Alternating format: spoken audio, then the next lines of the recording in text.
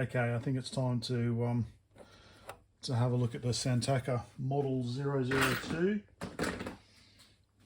made, as far as I can tell, in Belarus.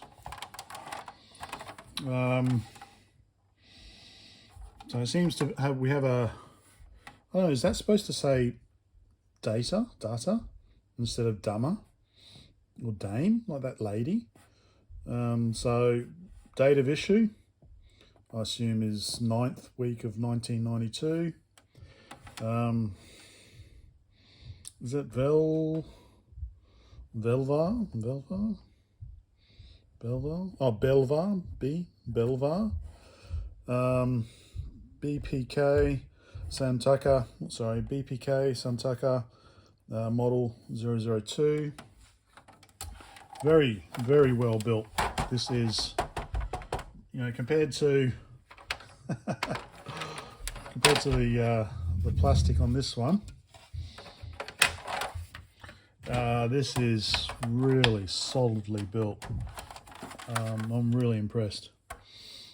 I've got cables. I have no documentation. The power input is 5 volts. Appears to be identical to the BYTE. So 5 pin DIN. I'm not obviously gonna, there's only actually 3 pins used. 3 pins, yeah. Anyway, I'm not going to just blindly plug it in. I'm obviously I need to buzz it out.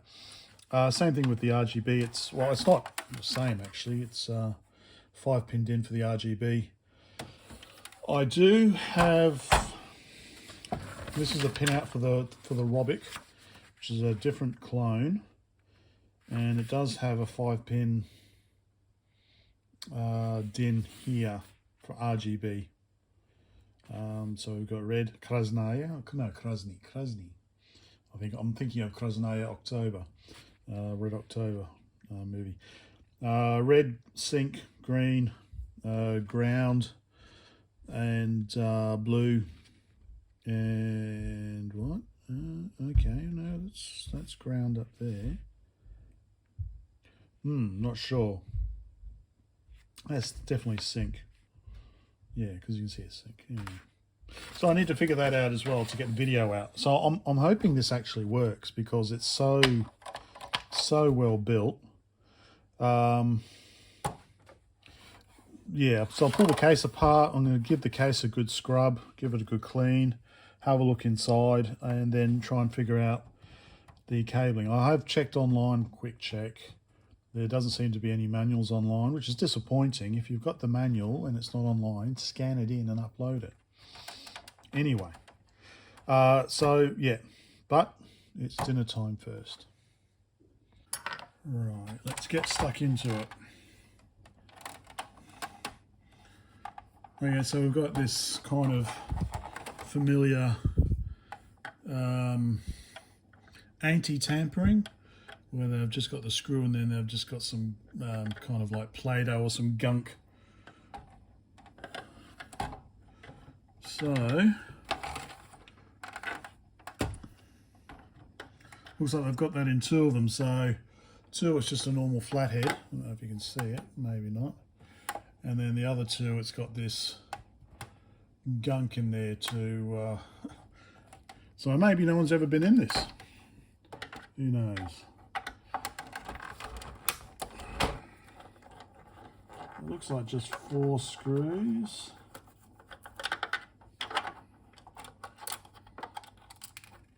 Oh, and a washer. Wow. Just run-of-the-mill self-tapping screw, nothing exciting.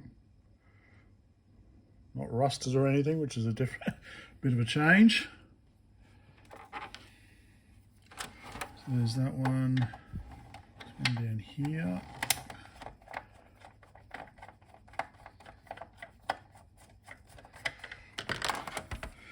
I've been listening to a bit of Soviet synth pop. Forum Alliance.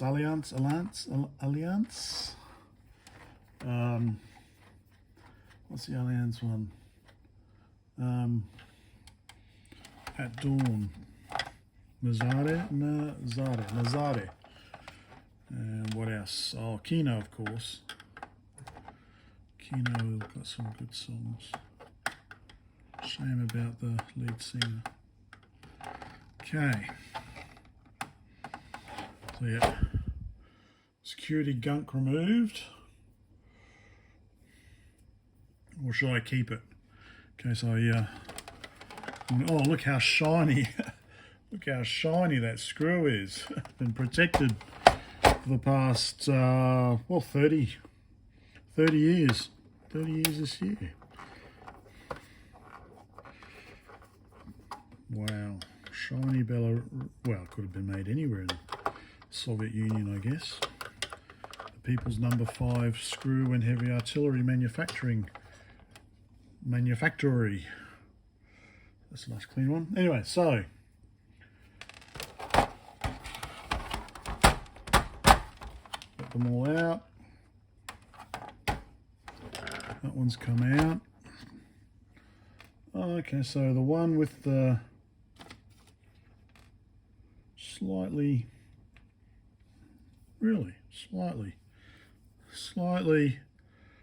different lengths by the looks of it. So yeah, the other, it's slightly longer. Okay, weird. Okay, got just the one more screw to go. Yeah, it's got a bit of security crap in there too.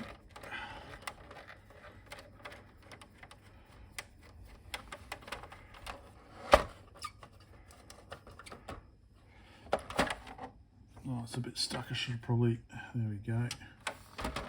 Oh, it came out with the screw.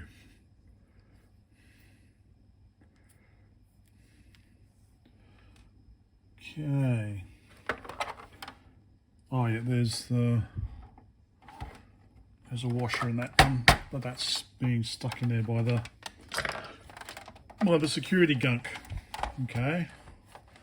So can we open this up?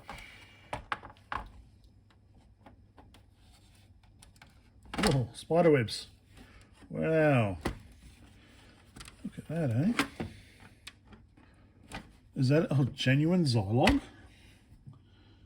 Looks like a genuine Zilog. Wow. Look at this. 792. So there's another 92 date stamp over here on the video. I guess this is the video output board. Okay, keyboard soldered on, so it's very nicely. I might just get the vacuum cleaner and suck up this Belarusian spider web. Oh, looks very nice. Looks very nicely laid out. Whole bunch of ROMs by the looks of it along the bottom. Ceramic. But that is, it is a 91 date stamp 9124, so it's a genuine Zilog. They really went all out on this one. All right, I just want to get rid of that spider web. So give it a bit of a clean first. Okay, let's have a closer look. Capacitors. Interesting. They're different. I haven't seen, well, I have seen capacitors like that, but we would normally have these as electrolytics, I guess. 10 microfarads. Are they all the decoupling capacitors? Or are these the, okay, these little ones here are the decoupling. So I believe these are all the ROMs. 8, 7, 6, 5, 4, 3, 2, 1. From what I read, they were 2K each, I believe. Something like that, but that will give you a 16K ROM. Okay. And okay, 109, so maybe this is another ROM.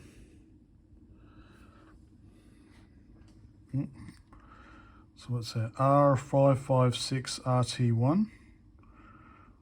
Or is it in Latin? Is it P556PT1? Depends whether it came from Germany or Soviet Union, I guess.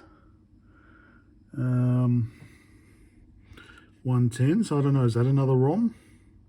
Looks to be the same, was the same chip, same part number. And there's our genuine Zilog, date stamp 91. And okay, we have another one, P5 or P or R, R556RT1.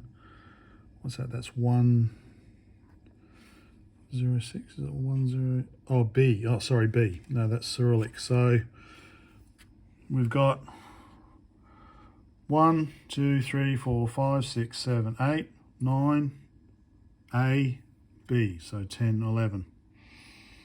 Okay. So I don't have any documentation for this, so I'll have to do some research. Where was the power in? Oops, we'll have to find out. So everything's nicely labelled on the board. Everything, yeah.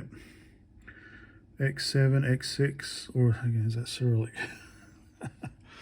This is your RGB out, and this is where you could possibly have your composite and which would be CCAM in this case. And what's it, video and I don't know what it was called. Oh, there we go, video and TV. So I don't know what the difference between video and TV is. One's a modulator and one's composite. Maybe that's what it is. Yeah, okay, so this is the video outboard, I guess. This is all purely dedicated to RGB. Looks easy to get the boards out. They're just these little plastic clips. So you can get the boards out. What else? We've got a little cluster on its side. All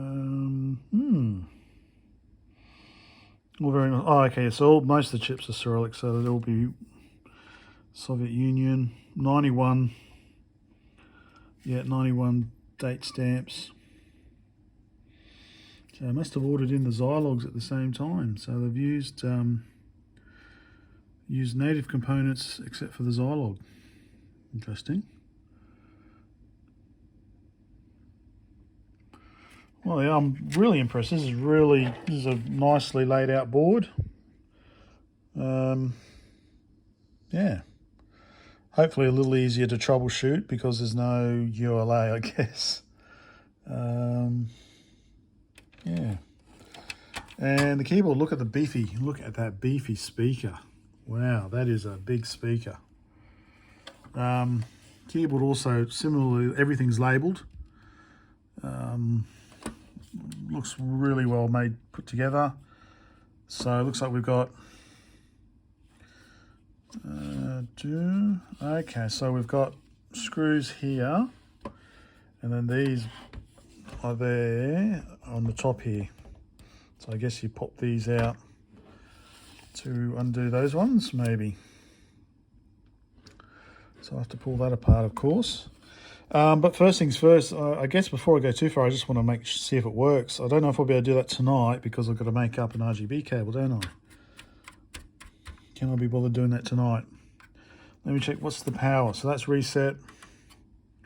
So that's your power in there. So let me check the pin out for that. Okay, I got my USB cable that I made for the BYTE, for the Moldavian BYTE, and the pin out is different. In the BYTE, the power supply is basically, I can't remember which is which, but these two and these two are connected together. This one in the middle, nothing. These two and these two are connected together. But on this one here, I'm getting something on that one and then something on that one.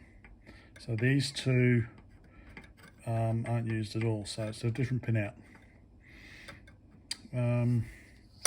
Yeah, so I'm gonna have to make a new cable, which is fine.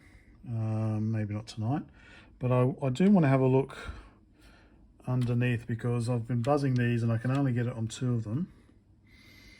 And then yeah, also I've got to figure out this RGB output as well. More research tomorrow. But yeah, I want to find out what these if these really are ROMs. So some research there. and I just need to confirm the pinout for that. I think that'll do for tonight. I think that's been a good start. I'm really quite impressed. Hopefully tomorrow I can get it working. Yeah, oh well, hopefully this was of some interest to you. Let's, hang on, just noticed this. The tracks have been broken there. Oh, okay. And that one's been broken. Okay. Interesting.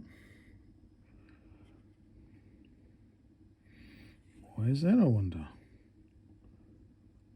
Maybe it doesn't. Maybe this one doesn't do RGB. Maybe they've just got it set up for black and white for some reason. So that's a mystery I'm going to have to solve. Why that was done. Once I figure out what. And there is someone. The manual does come with a schematic, of course, not being Soviet or ex-Soviet. That schematic would be really handy. I really need to track that down. Are these transistors okay? The legs aren't touching. Look okay. Yeah, okay. So that's interesting. So how are they getting an how can they get an RGB with only? Well, I assume one is ground and the other is video signal.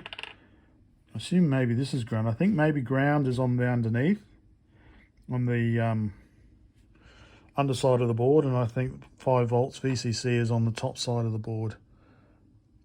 It seems to be like, if you look at what traditionally, so say these were traditional 27 series ROMs, you've got the ground pin in the corner there, nothing on the top side, it's on the bottom. Whereas if you look at the VCC pin, it's on the top side. So I think they've got ground plane underneath, ground plane underneath and VCC on top. So that means that would be ground, and then this one's also ground. Just to prove my point, XB, although it's probably not pronounced X, is it? I'm not sure. Is it Kirby? Kherson, Herbie. So we've got X. Okay, I'm going Latin. I'm sorry. XP1, maybe XP4, 1, 3, and 2. We've got an XP7. Then we've got an X5 and XB. Okay. Maybe that's ground. Maybe that's ground. I don't know. This is my first look at this. I've not seen any other information so far. So I'm rambling a bit. Okay. Time to do some research. I hope this was interesting. More to come. Actually, I thought one more thing I could do is actually take the board out and have a look at the underneath. Oh, it's a heavy keyboard. So like I said, it's pretty simple. It's just these, let me go mobile. It's just these simple little clips here that you just need to push aside. The board comes up. Like that, don't push too hard, Brett, otherwise you'll break the 30-year-old plastic. So I should be doing this one-handed anyway. Oh, and that's the reset switch, which you can see is pretty simple, just metal on metal action. There we go. All right, let me get this board out. Okay. This I can get out. Okay, got the video board out with this mystery reason why the tracks are cut. The main board's proving to be more difficult because there's a bit of plastic there that's holding it like that. Then there's this bit of plastic here that's holding it like that. So I kind of need to twist the board out. And I think I might just chop that off. I might just snip that off. I might do that. But there's a few mysteries, so I want to find out, obviously. I know these are ROMs, I just want to double check what these ones are. These additional 3, I assume they're ROMs as well. But yeah, this cutting of the tracks on the kind of video output board is weird. So it's basically, I assume, just ground and 5 volts. There's no video signal, or ground and the signal, because this XP7 is connected to this honking big, I assume, ground plane, because it's up there. So I assume that's ground. And this one here